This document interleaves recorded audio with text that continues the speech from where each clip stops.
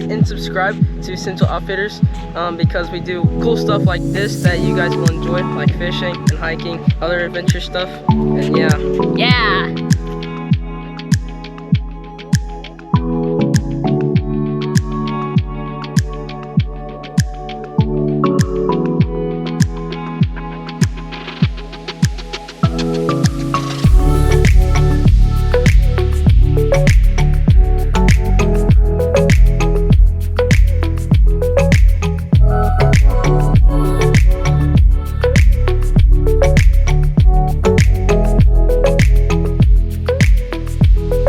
Central Outfitters is here. We're doing a hiking review of this park. What do you think so far? It's beautiful. It's all paved. Yeah. It's a nice park because it's all paved all the way around. It's a loop. So we'll give you guys details in the description about how far it is and the maps and everything.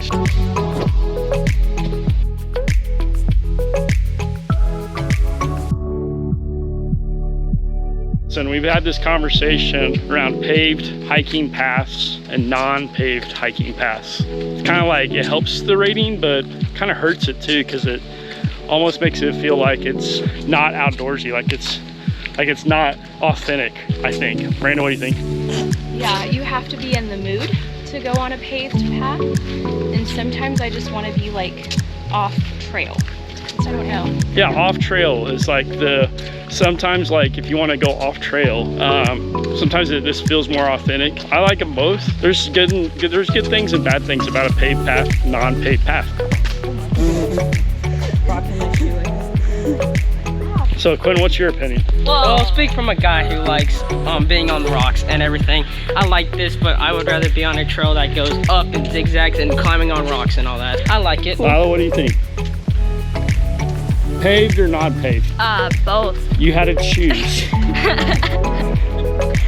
Neither. If I had to choose, what about gravel?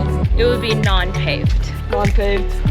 All right, so we've got 3 people that say not paved.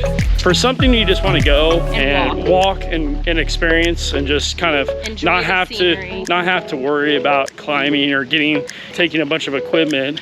Kind of a paved path is just nice. Good exercise, good scenery. You don't have to worry about that type of stuff. One of the apps that we use when we go hiking as a family is we use All Trails. It's a great app. It gives you maps and it gives you ratings, mileage, all the stats to the trail itself. We used it when we went to southern Utah. We went to Zion National Park. We also went to Rocky Mountain National Park. We used All Trails, found a lot of trails that were off trail, right? Stuff that you can't find if you were just doing a Google map search or something. So recommend All Trails. It's a great app. Check it out. When you get towards the back of the loop, you got this trail called the Grove, and part of it's a bike trail here. You see, one of the cool things they got is a bike repair station. Really neat. Got all the tools you need to fix your bike if you get broken down. Amenity to this trail.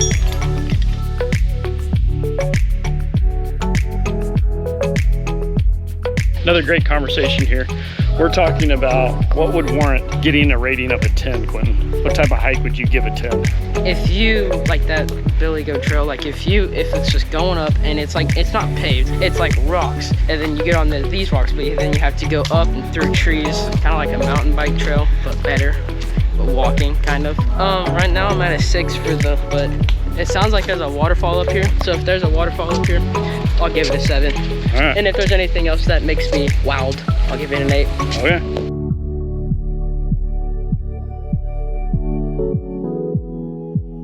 All right, Quinn, you got your waterfall in here now, so does your rating go up on this trail now?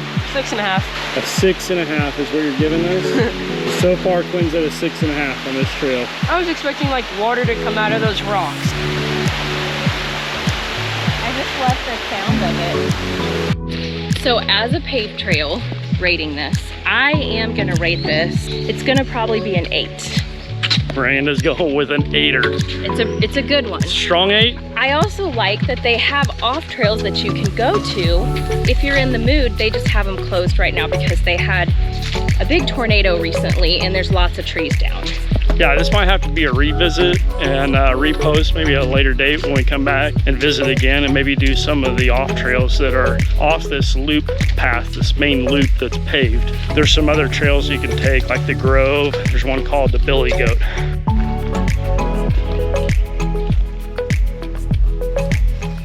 So another aspect of going on hikes is the accessibility, just being able to get to it, and parking. This wasn't very difficult to get to. It's all paved roads and a nice paved parking lot too. Has a little park area and stuff, several picnic tables, so that helps out the rating. Accessibility is a plus for this one. So some signage here says it's a boat launch, electric motor only. You could probably bring kayaks and fishing kayaks like Jeff and I use to fish. And then the standard Arkansas game and fish regulations for fishing.